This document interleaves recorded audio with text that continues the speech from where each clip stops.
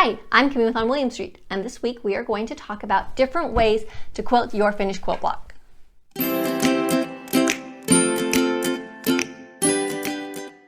So this month, the quilt block that we're looking at is our quilt block, our B block number 4 from our quilt along. And this one is a lot of fun. It has a lot of half square triangles, plus it also has the star shape in the middle. So there's a lot of elements there that you use in other quilts that we can go ahead and talk about. So we're going to talk about some of the different shapes you can put inside of the triangles, whether you're treating them as individual pieces or ways to go ahead and connect those shapes so that it becomes one continuous design around the entire block. So for this first design, I'm going to go ahead and I'm going to treat each one of the different sections as its own piece. They're going to come together in the end, but you can see that I'm going ahead and treating each triangle, each square, everything individually. And I'm just using this little bounce back arc on each of the seams, and I'm going around each and every one of the seams. And I really like this design because it's really easy to do as a continuous motif, so you don't have to worry about stopping or breaking thread or backtracking. Everything just goes in really seamless as you work your way around the shape. And it creates a lot of really fun texture for those shapes. And so I'm treating them like the same designs going in each one of those, even though I'm treating each of the different parts individually.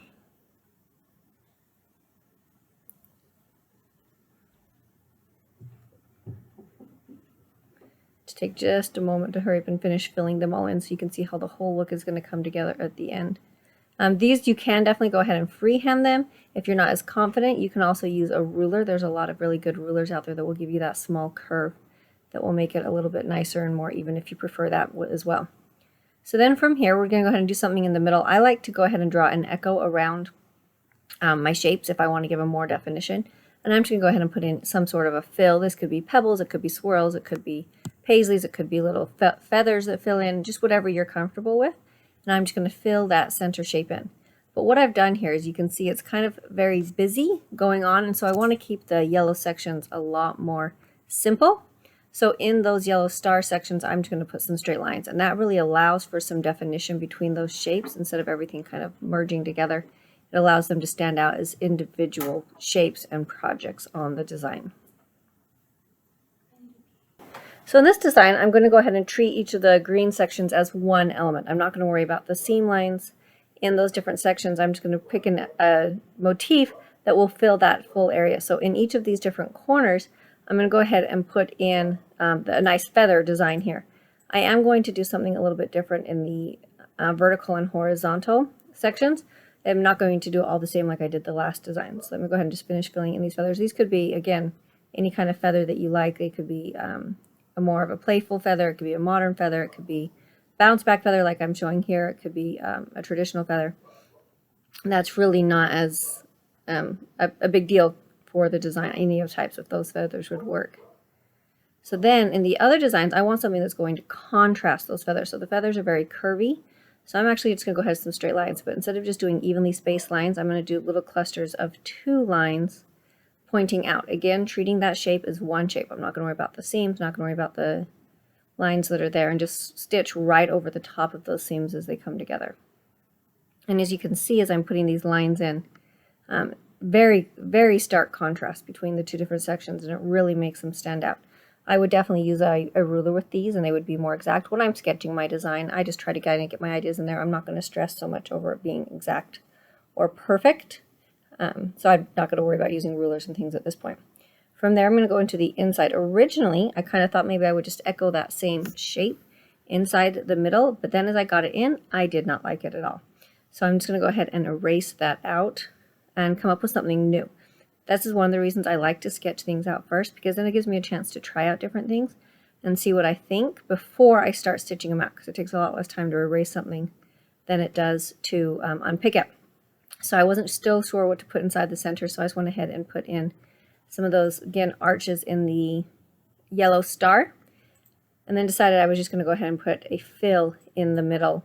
Again, this could be any fill you want. I would definitely probably do something a little more dense here because of the feathers and things on the outside. It's going to make that really stand apart and kind of become a nice background element and not compete with the focus that the feathers. In this design, this is where I'm going to kind of step outside the box and really start to ignore the piecing and pull out some different shapes that you can play with. This is definitely not a style that everyone's going to necessarily like, but I just want to show you some of the different possibilities that are out there. So first I went ahead and picked out this triangle shape on each of the sides and went ahead and drew right over that one spire coming out of the star. Then inside of those sections, you can see I'm just going to add some lines. This is going to create a very, very strong visual element with those lines leading your eye directly where you want them to go and to really create a lot of movement. And I also decided to go ahead and mimic those lines on the yellow section as well, almost looking like they connect underneath of the green diamond shapes. Because I had those there connecting underneath the green diamond shapes, I really wanted those green diamonds to stand out. So I decided to echo them to really make that shape pop, and then fill them with a nice fun fill, something that's going to contrast with the straight lines. So in each of these 4 corner sections in between that, I'm going to put that in, and you can really see how those 2 designs are going to really stand apart from each other. Contrast is really such a powerful design element to use in quilting, and it can really help to make it so that you see those elements that you're quilting and add a lot of depth and interest. So after I fill in this last section up here, and we'll go ahead and talk about the other areas. So as you can see, I'm not going to even treat those other 2 green areas as an individual section. You'll see what I'm going to go ahead and do with those here in just a second.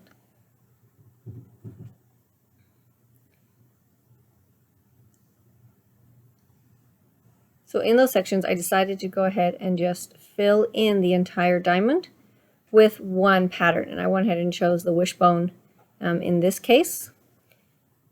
So you can still see the piecing underneath, but you can see how the quilting really adds a new layer and adds a lot of new shapes. So like I said, this isn't necessarily a style that everyone's going to love, but it's something to kind of consider. I just really wanted to get you thinking outside the box and seeing some new shapes that you can play with inside your quilt top. And of course, we need to come into the middle, and you're actually going to see a couple different options here. I started out with just some different boxes to really echo that shape. And just like with the last one, as I got going more and more on it, I added some more, and I thought, well, maybe it just needs a little bit more. But in the end, I wasn't really loving it, so I'm going to delete it out, and decided the best thing to do would just be to repeat the swirls on the inside as well to match those outside shapes. Again, repetition. I love to use repetition in my designs. It helps things to feel cohesive and to come together. And it seemed like one actual design and piece when you kind of throw those in different sections. So we're just going to put in some swirls in the middle, and this one is done. I'm actually going to go ahead and show you how those new shapes would look on the full quilt too. Because this was kind of such an out-of-the-box quilt design, I wanted to show you what it would look like on the full quilt if you were to put it in all of the different areas. So first off, I'm just going to go ahead and mark out those diamonds that connect the different spires in between the stars, and those are where I had the wishbone, so I'll show you that here in just a second. I also went ahead and threw in the lines. I also like when you put it in the whole quilt, it helps you to see, okay, how do I want to approach those lines? Originally, I drew them over the top of each other and decided, no, I would rather have them all just meet in the middle but not actually cross over each other. So that's how I would go ahead and approach those lines, and that I wouldn't see from the individual block. I have to put it together in the full quilt layout to really determine how I want those to come and how I want those to work. So it's definitely beneficial to do both. And then go ahead and add in the wishbones into those diamonds, and you can see how that all starts to come together. I'm not going to worry about going ahead and putting in all the details for this design. I just wanted you to see how it would start to look with the overall design, the overall pattern on a full quilt, because it was kind of such a different approach to finishing this out. And then it's the little lines on the inside of the yellows to connect through and to continue those lines from the center sections. And then you can see what that would look like. So for this design, I've gone ahead and just cropped into a section. And when I'm making a design, I'm most likely only going to do a small section of it. I'm not going to do the entire printout. There's really not a need unless you've got unique elements going all over the entire background. But because I'm repeating it, I would just pick a section. So with this, I actually went ahead and pulled out that star that you can see that I'm pulling out here that goes underneath of the spires. And this really gave some very distinct crosses. So I went ahead and just, let's make those really bold and really stand out and put in some straight lines. And what that's going to do is that's going to take all those straight lines and is going to draw all of your attention and really make those stars stand out and really make them pop, which is kind of the point of those elements as the main element, as the main block of the quilt. And then I decided, well, if we're going to connect those north and south spires. Let's go ahead and connect the diagonal ones as well. And when I connected those, it created a section in the middle, so I needed to fill that in. But I decided to go ahead and just use those same straight lines again as well. A lot of straight lines going on in this quilt, so it's really going to move a lot of movement around the quilt as it points to different elements. And then again, like we said, we know I like repetition. So I went ahead and repeated the pebbles on that inside square and the negative space in the gray section as well to kind of bring those all together. And so it prevents it from getting too busy and then connects the elements throughout the design process.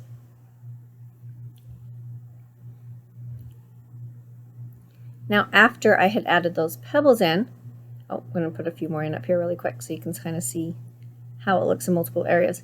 Then we're going to go ahead and address the green sections of the stars as well.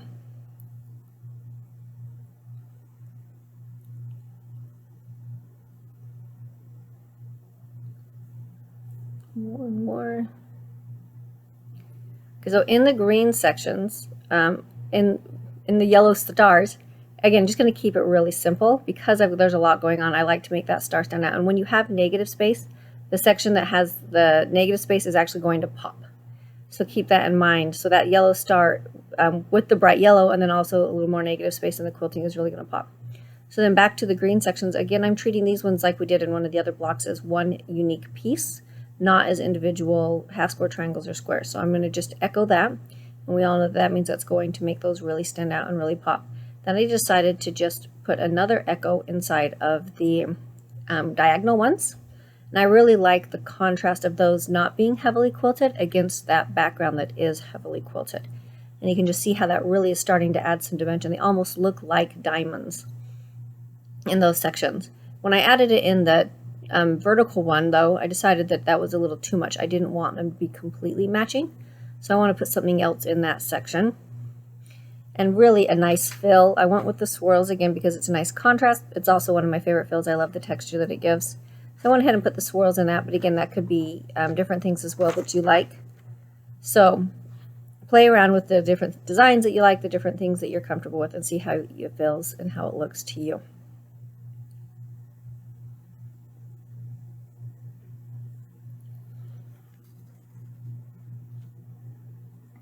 So as always, with these ideas, definitely stash them aside. I like to keep a binder of ideas that I've got. That way, if I'm planning new quilt blocks or planning new projects, I can always go back through those and have inspiration come to me. So I definitely recommend grab a 3-ring binder, grab some page protectors or a hole punch, and keep them together, especially if you're doing the quilts along with us. You'll want to hang on to those ideas so that you remember how you want to quilt your block at the end of the year. And if you have any questions or any comments, definitely let us know. You can send us emails, leave us a comment in our video, and we would love to help you out and to answer that and to give you more ideas. And if you like what you saw, definitely make sure that you subscribe to our channel, and you can follow us on Instagram and Facebook, and we will see you next week. Bye.